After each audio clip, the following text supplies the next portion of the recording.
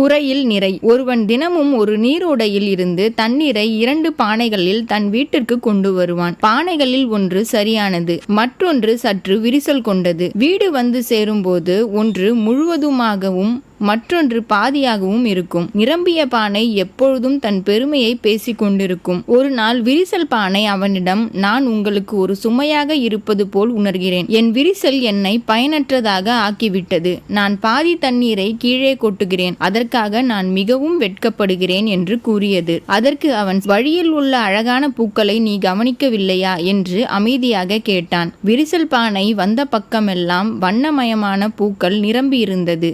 மறுபுறம் காய்ந்திருந்தது. நீ தண்ணீர் சொட்டும் இடங்களில் நான் விதைகளை நட்டு வைத்தேன். நீ வந்த வழி எவ்வளவு அழகாக இருக்கிறது. இதை கேட்டு விரிசல் பானை மகிழ்ச்சியில் மூழ்கியது. எனவே மற்றவர்களிடம் குறையை காண்பதை விட்டுவிட்டு நிறைகளையே காண்போம்.